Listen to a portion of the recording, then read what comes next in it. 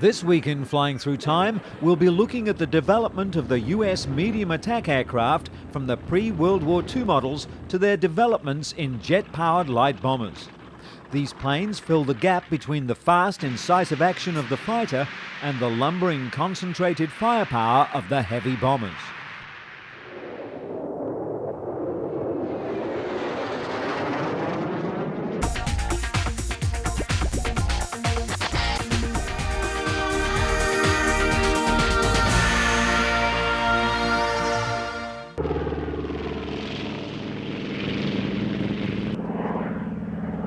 With the first use of planes during the Great War, the role of the aircraft in modern warfare quickly developed from the original airborne viewing platforms to dropping handheld grenades and then subsequently a bombing role. While the initial attempts proved to be vastly less than accurate, the effect on the enemy morale and fighting capacity proved worth pursuing.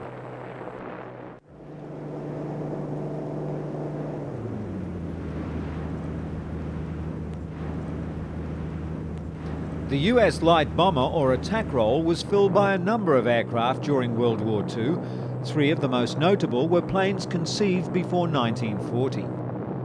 The Douglas DB-7 Boston A-20 Havoc was one of the most popular and effective light bombers of the Second World War. A total of 7,478 of these bombers were built, and they served with the French under the designation DB-7. With the US Air Force as the A-20 and with the RAF, RAAF and SAAF under the designation Boston. Although it never achieved the degree of public fame attained by some of its contemporaries, it was one of the most important types of twin-engine light bombers of the era and was operated by American, Australian, Brazilian, British, Canadian, Dutch, French, Russian and South African crews. It had a good performance and had excellent handling characteristics. Many of its features should be considered as being advanced for its time, such as a tricycle undercarriage and a two-compartment bomb bay.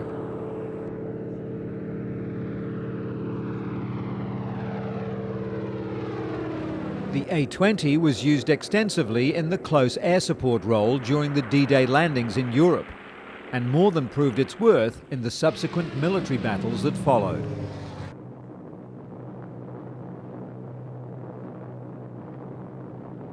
The A-20A initially entered service with the US Air Force in mid-1941, but by the end of 1944, most bomber groups had converted to the newer A-26 Invaders.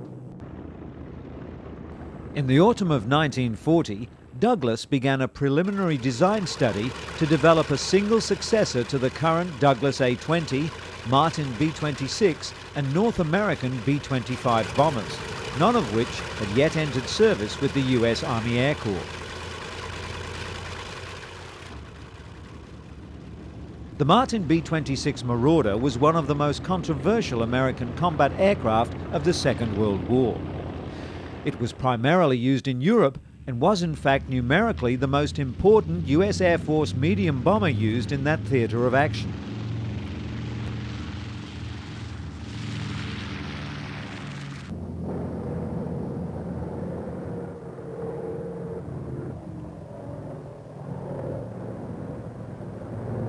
The Marauder, however, suffered very high losses in non-combat related accidents.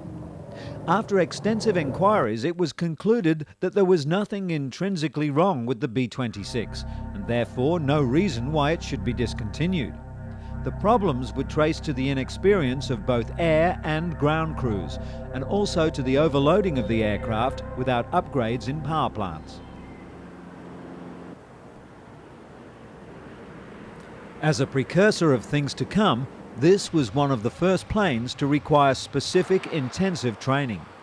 Many of the B-26 instructors had little experience in the Marauder and were almost as green as the pilots they were trying to train. Consequently, they couldn't teach the specific techniques associated to the plane to their students. The Marauder went on to survive all attempts to remove it from service and became an exceptionally notable aircraft.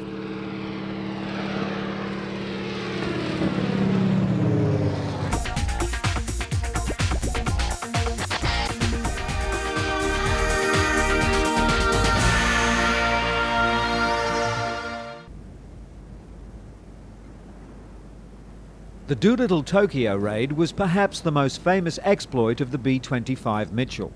It was carried out in an attempt to shore up morale on the home front during the early months of 1942. The country's confidence had taken a battering after the crushing blow of Pearl Harbor, and defeat after defeat having been suffered in the Pacific. The only two aircraft able to be used at the time were the Martin B-26 Marauder and the North American B-25 Mitchell.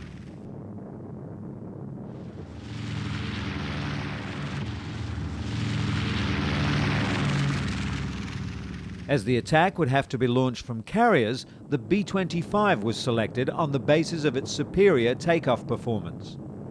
On April the 18th, 1942, Lieutenant Colonel Doolittle's plane took off from the carrier Hornet, followed by the 15 others.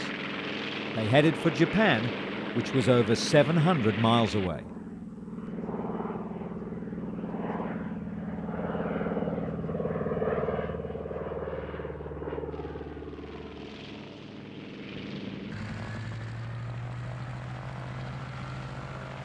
The Mitchells successfully bombed targets in Kobe, Yokohama and Nagoya, as well as Tokyo, and no aircraft were lost over the target. However, all 16 B-25s that took part in the mission were lost. 7 men were injured and 3 were killed. Doolittle at first told his crews that he thought the mission had been a total failure. Although the aircraft were lost and the damage inflicted during the raid was minimal, the operation provided an immeasurable boost to American morale.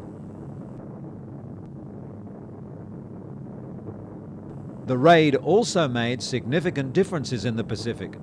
So as to deter future raids, 4 first-line fighter groups were retained in Japan rather than being sent into the Pacific arenas where they were urgently needed.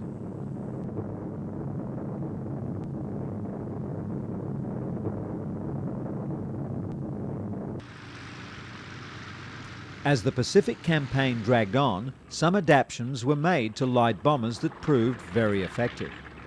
Due to the shortage of A-20s in Australia and in the entire South Pacific, some RAAF B-25s were modified into strafers and used to attack Japanese shipping.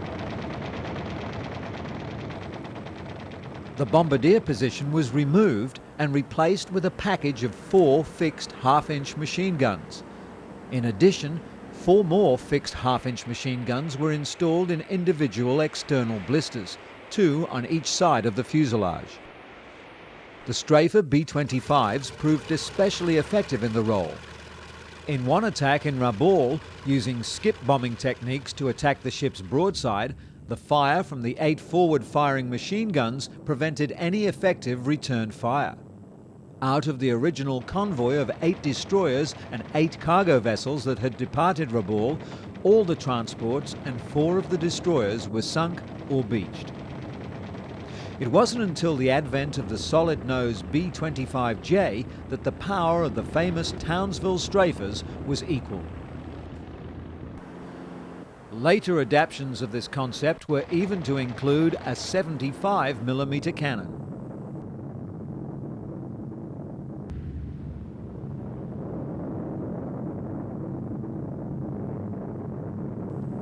The new plane being developed to replace these outstanding aircraft by a team led by Edward Heinemann and Robert Donovan at Douglas had a family resemblance to their well-respected A-20 Havoc.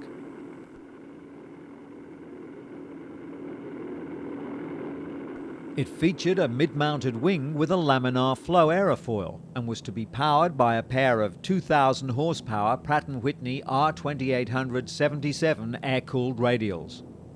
The aircraft was to have a large internal bomb bay capable of carrying 4,000 pounds of bombs or 2 torpedoes, and was to be fitted with external racks underneath the outer wings for additional ordnance.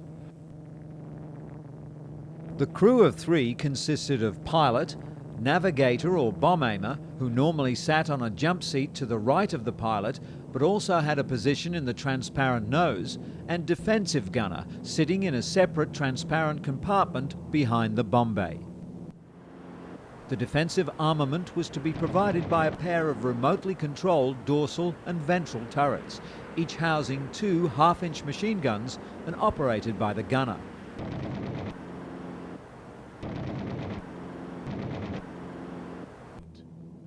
The first flight of the XA-26 took place on July 10, 1942, with test pilot Ben O'Howard at the controls. The A-26B was the solid-nosed attack version of the Invader. The prototype of one particular version was fitted with an unglazed nose housing and a forward-firing 75mm cannon. The A-26C was essentially identical to the A-26B, but featured a transparent nose with 2 forward-firing half-inch machine guns on the starboard side. The bombardier sitting in the transparent nose allowed for more accurate bombing from medium altitudes. Dual controls were fitted to the cockpit, with the second pilot being able to move in flight into the transparent nose to act as the bombardier. The forward-firing armament of the early A-26B was found to be insufficient, especially in the Pacific theatre. Beginning with the A-26B-50 production block, a new 8-gun nose was fitted and 6 internally mounted half-inch machine guns were mounted in the outer wing panels so that bombs or rockets could be carried underneath the wings. In reality, this would allow for an 18-gun forward barrage, truly a devastating onslaught.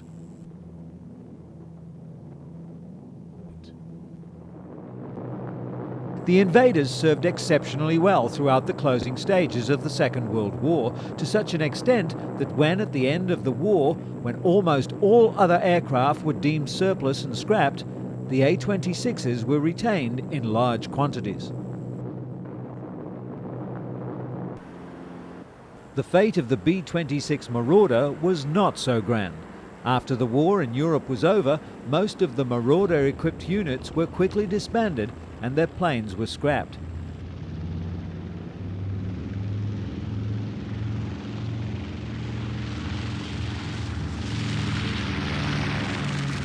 The retained Invaders were soon put to use in the Korean conflict, where the close ground support and attack capabilities were again called upon. Here they provided the containment required of the invading forces, while the UN forces withdrew under the initial onslaught of the North Koreans. By this stage, they'd reverted to the B-26 naming of the bombing role. With the new technological leaps now being made in jet engines, an Invader replacement was being conceived.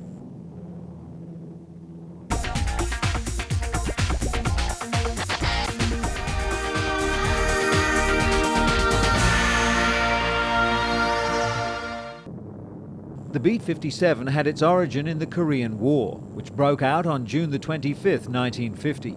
At that time, the only bombers that the US Air Force could commit to battle were types that were left over from World War II.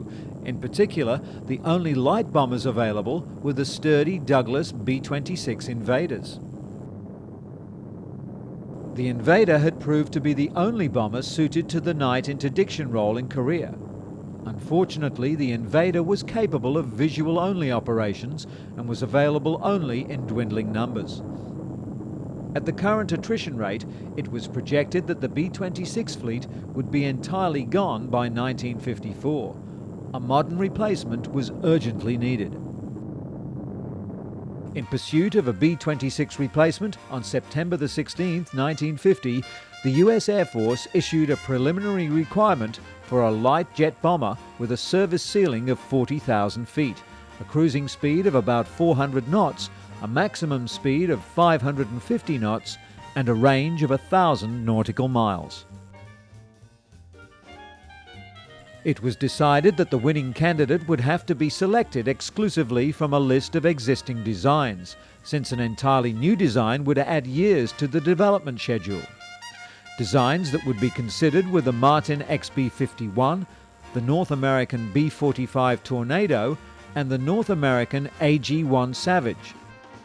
In a rare move, foreign designs were also to be considered, namely the Avro Canada CF-100 and the English Electric Canberra. The North American B-45 missed the cut in this attack role, but went on to have a short but exemplary role as a light bomber. The Tornado was the first four-engine jet bomber to fly operationally for the US Air Force. It was the first jet aircraft to be refueled in the air and was the first jet bomber to drop a nuclear weapon. For a few years during the early and mid-1950s, the B-45 Tornado was a key element in the US nuclear deterrent. It went on to serve in the US, England and Japan, and even saw operational service in the Korean War. The first models delivered were the bomber version, but the capability of the design for reconnaissance duties was immediately recognized. As the initial concepts for this plane began in the mid-1940s, the Tornado was rapidly eclipsed in performance and capability by more advanced designs. The Avro Canada CF-100 was a new, heavy, long-range, all-weather interceptor that was nearing production status in Canada, but it was deemed to have too small a range and limited bomb load capacity. The Martin XB-51 was a large, three-jet bomber with two J-47 turbojets mounted on the lower forward side of the fuselage and a third J-47 in the tail. A variable incident-swept wing was fitted, reminiscent of Vort's XF-HU-1 Crusader light attack aircraft, and for the first time powered air brake and drag chute for landing. As a mark of the engineering daring of the time, the aircraft had a groundbreaking rotatable bomb bay door. Unfortunately, the weapons bay was too small to permit the carriage of the wide variety of ordnance in the US arsenal. The XB-51 had the advantage of being highly maneuverable for its size, and it was fast. Nevertheless, its low loading factor of 3.67 Gs made it inadequate during tactical operations. Like the CF-100, the XB-51's range and endurance were considered to be too small to meet the night intruder mission requirements. For a while, the XB-51 appeared to be the front runner in the contest, but the English Electric Canberra, a twin-jet, three-seat bomber built in England, soon emerged as an important contender. The Martin B-57 Canberra was a rare example of a foreign-designed military aircraft being built under license by an American manufacturing company for use by the US Armed Forces. It had been envisaged by the Royal Air Force that the new jet bomber was to be a Mosquito replacement in the light bombing role. On March 2, 1951, the Air Staff directed that the Air Materiel Command arrange for the domestic production of the Canberra. Since Martin had a considerable amount of experience with the XB-51, the Baltimore-based company was chosen to carry out the production of the Canberra. The spectacle of the first Patton aircraft arrived to much fanfare. The Air Force decreed that the B-57 was to go directly into production, with relatively few changes from the Canberra B Mark II RAF version as the Martin Model 272. It was anticipated that 50 planes a month would be delivered by Martin between November 1952 and October 1953. After some delays, the first B-57 was manufactured in 1953, and the Air Force had accepted a total of 403 B-57s before production ended in early 1957.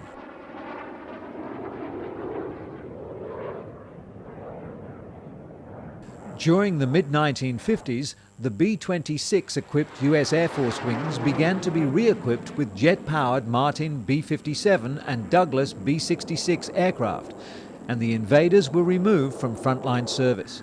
However, during the 1960s, some B-26s continued to be used to develop counter-insurgency techniques and tactics. As a further mark of their abilities, the B-26 Invaders were still in use in 1969 against guerrilla groups in South America. These outstanding workhorses were never really replaced. They eventually just wore out. Overall, the B-57 was not easy to fly. Initially, some teething problems appeared. Prior to modification of its control and stabilizer systems, even the B-57B model was actually uncontrollable if one of its two engines were to fail during takeoff or landing. The number of B-57 accidents was rather high, but the accident rate actually compared favourably with that of the B-47 and some other aircraft.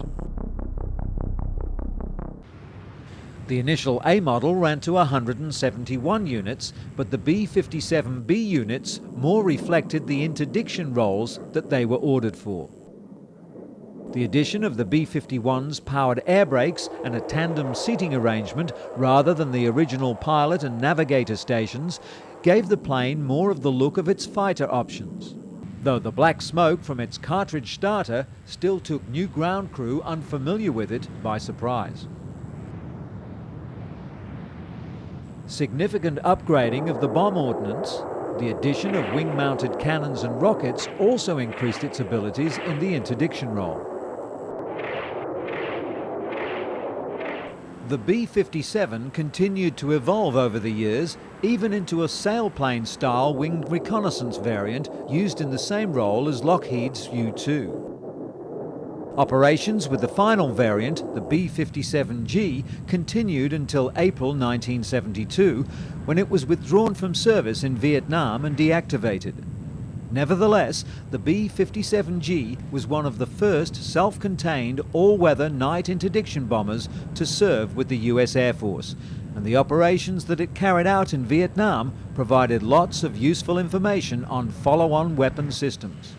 Interestingly, in 1960, the Pakistan Air Force was supplied with a number of B-57Bs and Cs. The surviving PAF B-57Bs continued to serve until 1985, when they were finally replaced by the first batch of US-supplied F-16A Fighting Falcons. In flying through time, the need for this style of aircraft has proven itself many times over. In spite of the changes brought on by time and technology, the nature of battle either on land or sea has always required fast, tough and valiant planes in the roles of interdiction and close air support.